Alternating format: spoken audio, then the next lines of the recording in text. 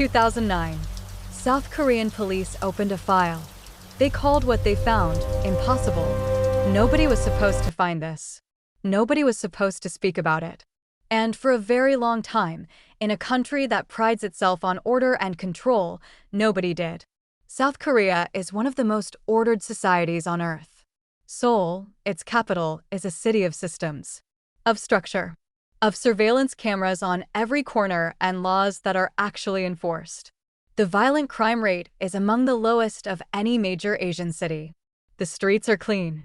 The trains run on time. Everything on the surface makes sense. And that is precisely why it was chosen. Because the best place to hide something is inside the thing nobody thinks to search.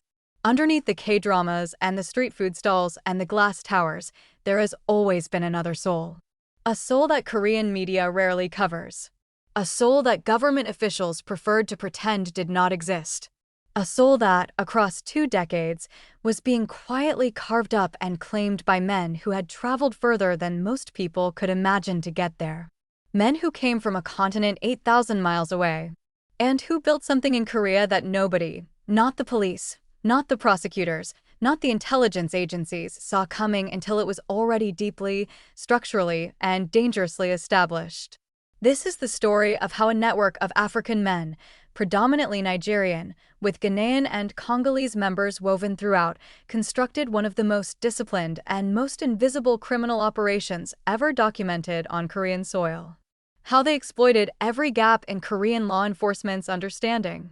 How they moved money, goods, and power through a city that thought it was watching everything.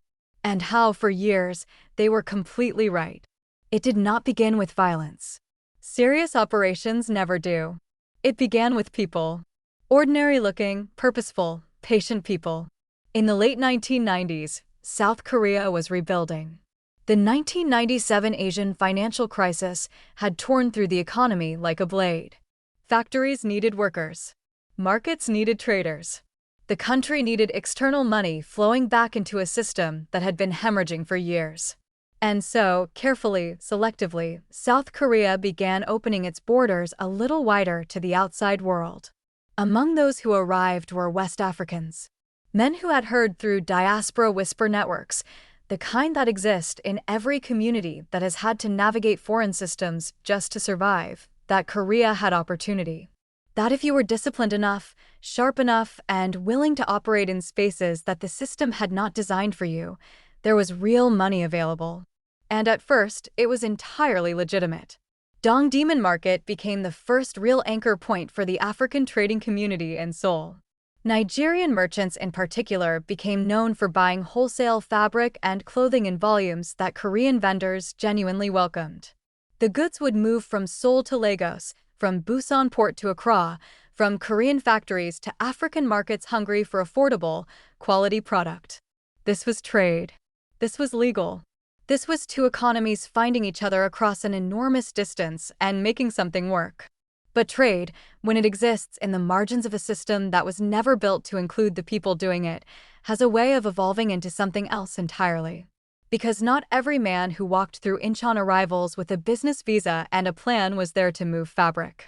Some of them were there to move something far more valuable: power. And they were willing to wait as long as it took to get it. By the mid-2000s, something had quietly shifted inside Seoul's African community. What had started as a loose collection of independent traders and students had begun, with very little noise and very deliberate intention, to organize. Not as a business association. Not as a cultural group. As a structure. A hierarchy. Something with defined roles, internal rules, and real consequences for anyone who stepped out of line.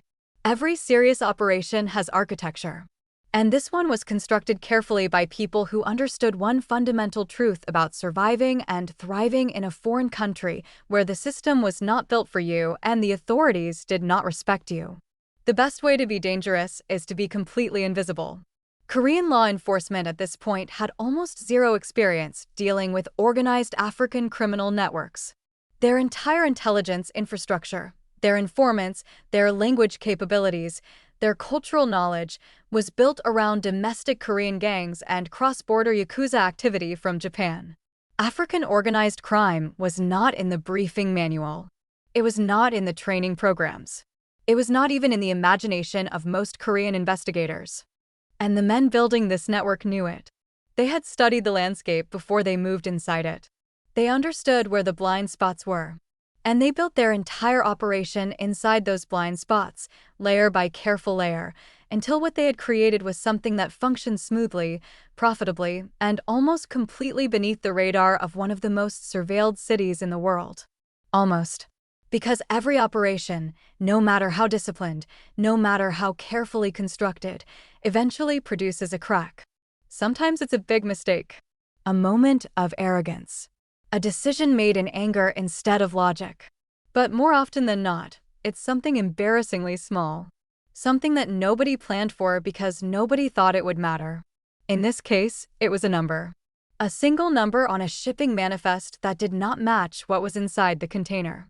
And that number, that one small, seemingly insignificant discrepancy, is what began to pull the entire thing apart. If you're just coming across this channel, you're welcome to Underworld Syndicate. Don't forget to subscribe now. The container arrived at Incheon Port in 2008 on a Tuesday morning. Nothing about it looked unusual. The paperwork was clean. The documentation listed the contents as industrial textile equipment, the kind of cargo that moved through that port dozens of times every week, connected to the legitimate fabric trade that African merchants had been running in Seoul for years. Nobody flagged it. Nobody pulled it aside. Nobody, that is, except one customs officer who noticed that the weight was wrong. 40 kilograms. That was the discrepancy. A box that was supposed to contain heavy industrial machinery weighed 40 kilograms less than it should have. Not a massive difference. Not the kind of thing that screams criminal conspiracy. Just a quiet, nagging inconsistency that one officer decided was worth a second look. That second look changed everything. What Korean customs found inside that container has never been fully disclosed to the public. The available court documents from the prosecutions that followed are partially redacted, with key details sealed under national interest provisions. What is confirmed, what was later entered into evidence and used successfully in prosecution, is that the contents of that container physically connected at least 4 separate businesses operating in Seoul's Dongdaemun district to a single coordinating source outside Korea. For the first time, investigators had something they could hold. A thread that ran from the street level of Seoul's African trading community upward into something far more organized and far more serious than anyone in Korean law enforcement had been willing to officially acknowledge. They pulled the thread.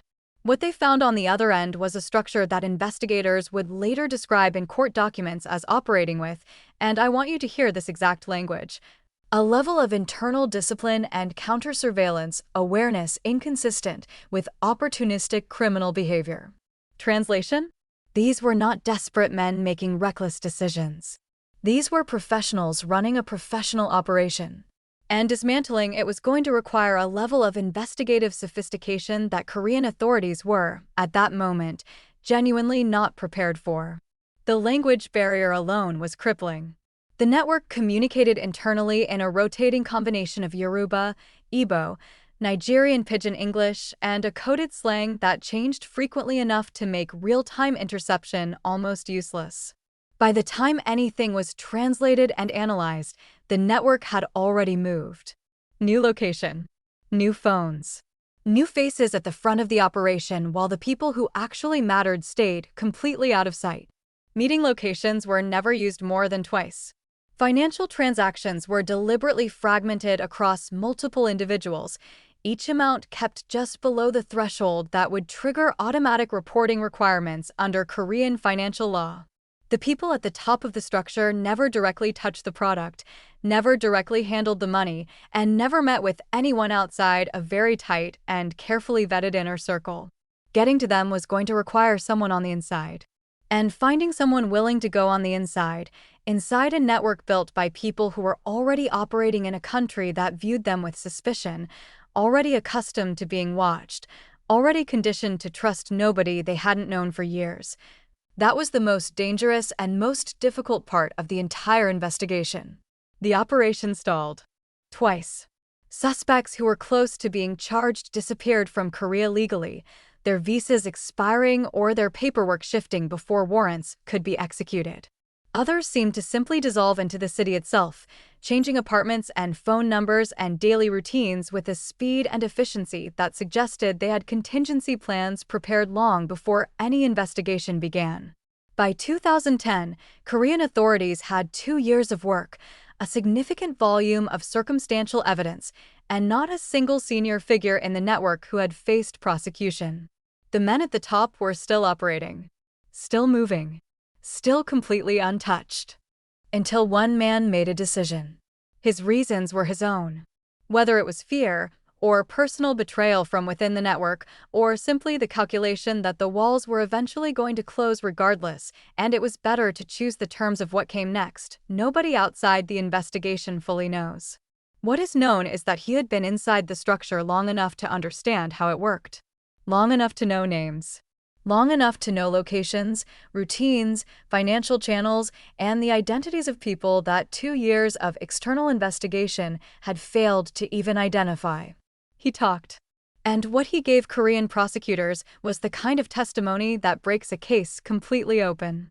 Not just evidence of what the network was doing, but evidence of how it thought, how it made decisions, how it protected itself, how deep the roots actually went inside legitimate Korean business structures, and how many people on the Korean side of the equation had quietly decided that working with the network was more profitable than reporting it.